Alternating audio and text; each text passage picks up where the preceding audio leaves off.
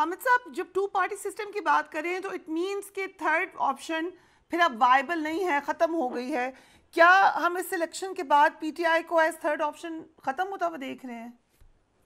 इस इलेक्शन में मेरा तो नहीं ख्याल है है पीटीआई। मेरा ख्याल है पीपल्स पार्टी अभी भी जो ये बात कोशिश कर रही है कि पीटीआई के वोटर को कह रही है जी कि तुम तीर पे निशान लगाओ, तो उनकी बात को कोई सुनेगा नहीं। इसकी वजह यह है कि पाकिस्तान तहरीक इंसाफ जो है वो बतौर पॉलिटिकल पार्टी, बतौर एक ऑप्शन के अभी तक लोगों में मौजूद है। और अभी मैं थोड़ी देर पहले इस्लामाबाद के डिप्लोमेटिक इनक्लेव में से निकला हूँ, तो इस टाइम पे तो आपको पता है ना, वहाँ पे सिक्योरिटी गार्ड होते हैं या सिक्योरिटी फोर्सेस के लोग होते हैं।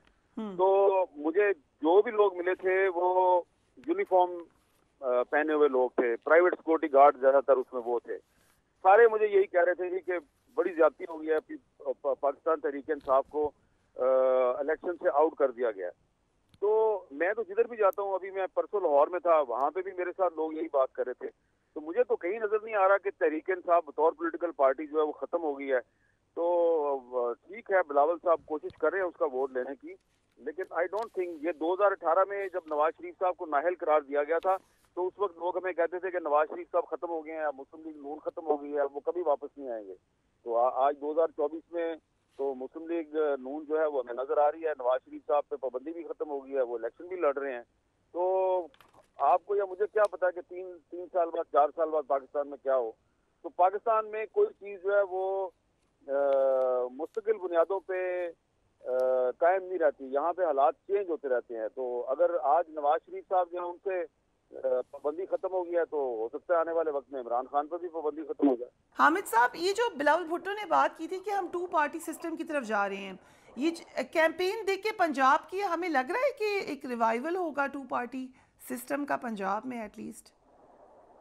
लेकिन बिलावल साहब कोशिश कर रहे हैं पंजाब में अपनी पार्टी को दोबारा रिवाइव करने की।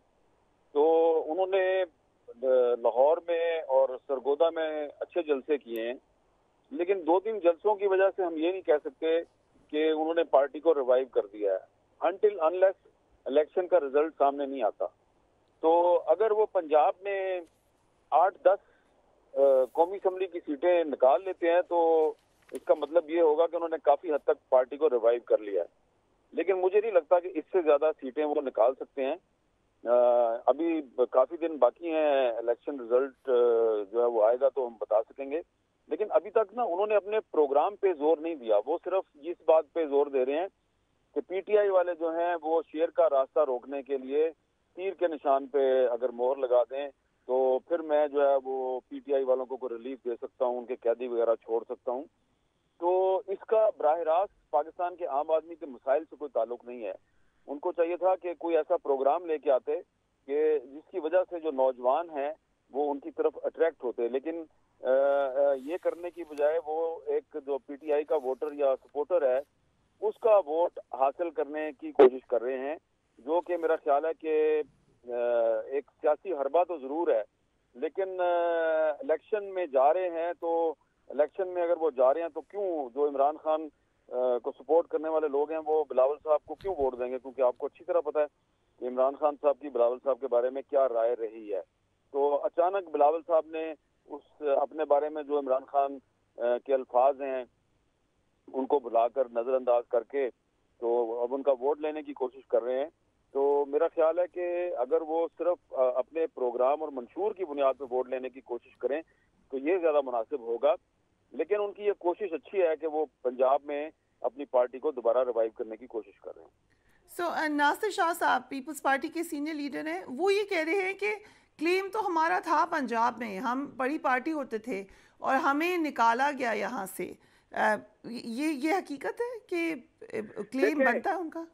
इसमें तो कोई शक नहीं है कि 1967 में पाकिस्तान पीपल्स पार्टी जो है वो लाहौर में कायम हुई थी।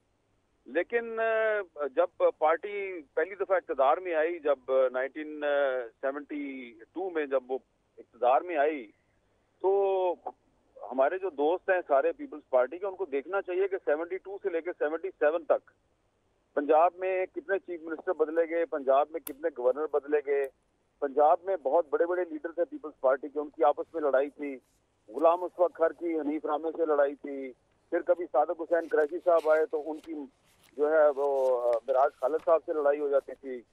तो ना कोई एक चीफ मिनिस्टर रहा, ना कोई एक गवर्नर रहा, सबको तब्दील किया गया। और फिर उसके बाद यही वजह थी कि 77 में जब पाकिस्तान में मार्शल लॉ लगा तो पंजाब से कोई बड़ी तहरीक नहीं चला सकी पीपल्स पार्टी उसके खिलाफ। वो तहरीक जो है वो सिंध से चलाई गई थी।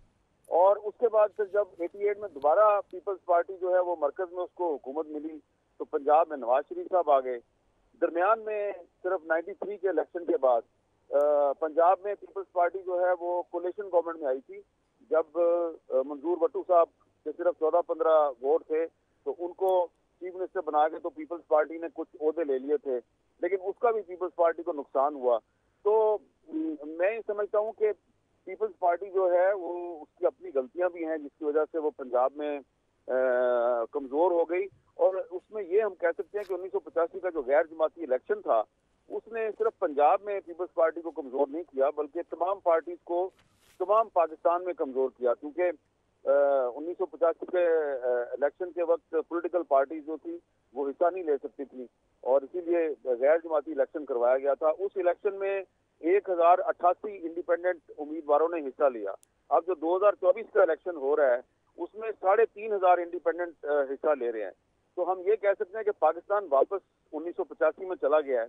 लेकिन सिर्फ पीपल्स पार्टी अगर अपने आप को मजलूम कहेगी तो वो मुनासिब नहीं है, क्योंकि 1985 के इलेक्शन का पाकिस्तान की तमाम बड़ी पॉलिटिकल पार्टीज को नुकसान हुआ था।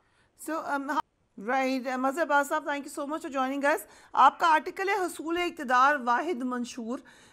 आपने लिखा कि एक तीसरी सियासी जमात को मुकम्मल तौर पर इलेक्शन दौर से बाहर किया जा रहा है। आज़ाद भी आज़ाद नहीं, लीडर आउट, पार्टी आउट, इंतखाबी निशान आउट, जलसे जुलूस तो दूर की बात, ऑनलाइन जलसा होता है तो इंटरनेट बैठ जाता है।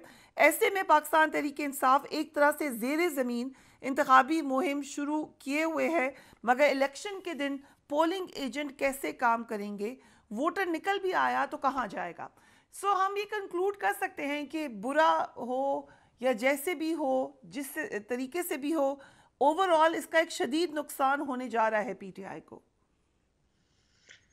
देखिए फरिया, इलेक्शन पॉइंट ऑफ व्यू से कहें तो शायद, लेकिन पॉलिटिकल पॉइंट ऑफ व्यू से कहें तो पीटीआई ने इस पूरे अरसे में बहुत कुछ मेरा ख्याल है पॉलिटिकली गेन किया है।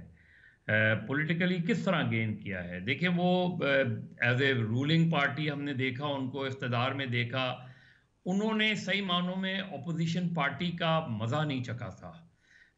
इस वक्त जो पीटीआई के साथ किया जा रहा है, और मुझे बहुत ताज्जुब है कि बिलावल भुट्टो जो एक ऐसी पार्टी से बिलोंग करते हैं जिसकी पूरी एक तारीख है, उन्हें तो स्ट्रेस ये देना चाहिए था इस बात पे कि पीटीआई को फ्री हैंड मिलना चाहिए। उन्हें बजाय इसके कि ये कहें कि जी अब सिर्फ तीर और शेर का मुकाबला है, वो उनको एक पॉलिटिकल पोजीशन ये भी लेनी चाहिए थी कि जो पीटीआई के साथ हो रहा है वो ज़्यादती हो रही है।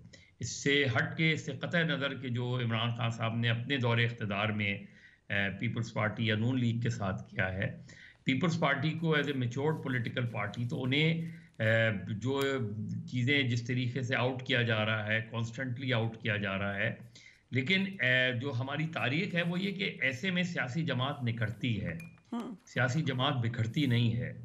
ये जो ग्रुप्स हैं, परवेज़ खट्टक या जहांगीर तरीन, ये पहले भी लौटे थे। ये इमरान खान साहब की सियासी गलती थी कि उन्होंने इनको एक्सेप्ट किया, लेकिन इससे अब इमरान खान साहब को खुद ये सबक सीखना चाहिए कि कौन लोग उनके साथ सही मानों में वफादार थे और कौन लोग जो है वो वक्ती तौर पे आए थे।